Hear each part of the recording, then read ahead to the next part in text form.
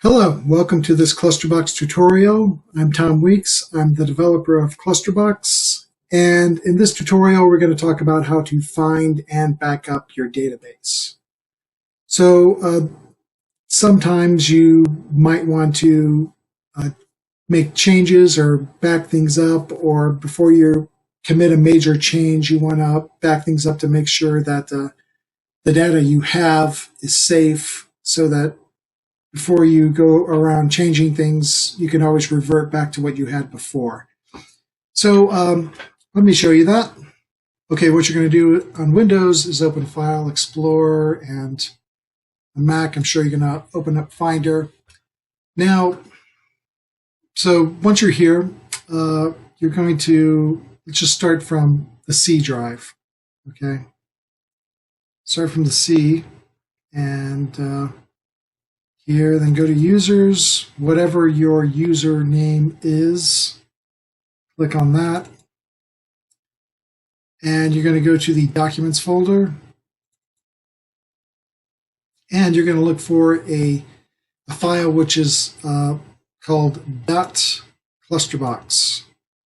Now, it's important that that dot be in front, because there's also a file called Klusterbox.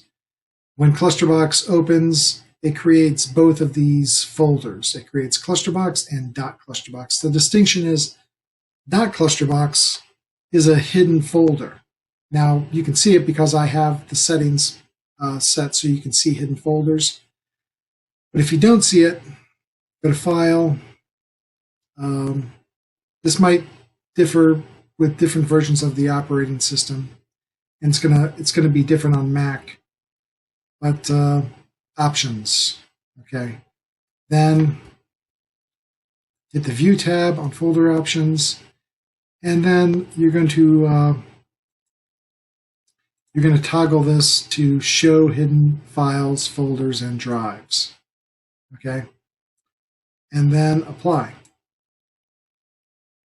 and then close that out. Okay, and then you should be able to see your hidden. You should be able to see your hidden files, folders, and drives, and that's going to be denoted by the dot in front of your file, folder name, or whatever. So click on that. Okay, now these are databases. These are the databases, right?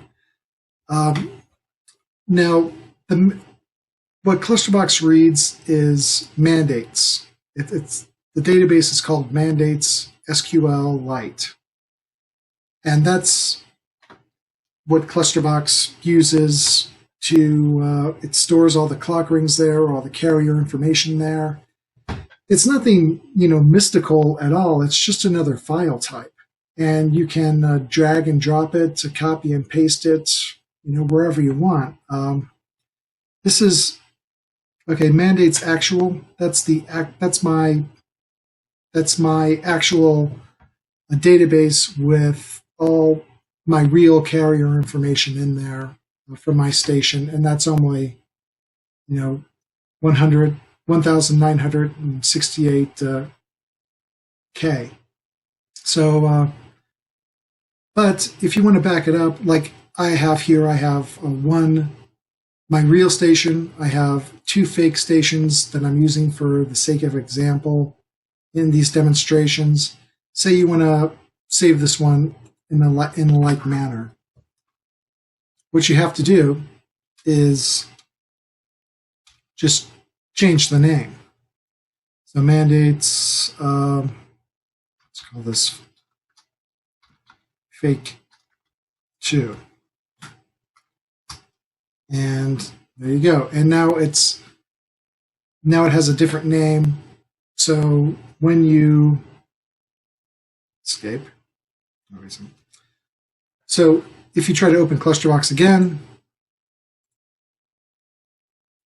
it's going to completely rebuild the database, and you're going to start off completely new. But let's close this out. Let's see, it created a database right there. So yeah, creating the database is the first thing Klusterbox does when it opens up. So if you if you delete the database, it'll just recreate itself when you turn it back on again. So let's delete this since there's nothing in it anyway. Delete. Let's change this one back. Rename. Oh, wait a second. I deleted it on accident. Control Z. Okay. Now rename. Okay.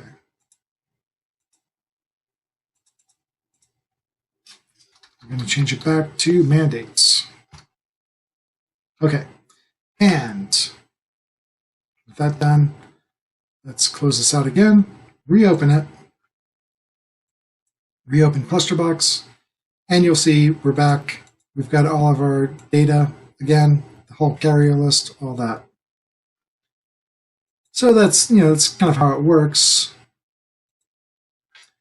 And here we go. Okay. If you have a database browser, you can take a look at it. But I have a database browser called DB Browser for SQLite. Now, you can look in here, but don't touch.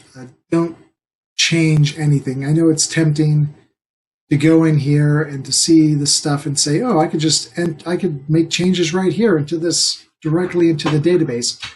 You're going to screw things up. The reason is data types, and I'm not going to explain it, but if you make changes to the Klusterbox database, do it in Klusterbox.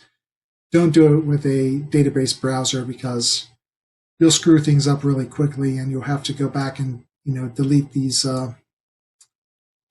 records, anything you changed. Okay. So let's say we want to keep this database right here, and we're going to save it to a flash drive right there. So we're going to plug this in.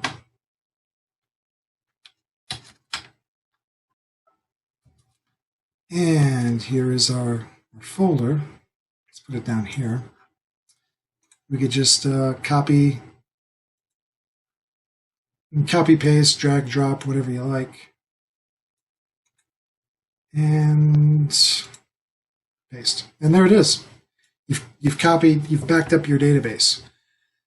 Like I said, there's nothing mystical or magical about databases. They're just another type of file. You could take this, you could store it on your, your OneDrive or your Google Drive on the cloud, whatever.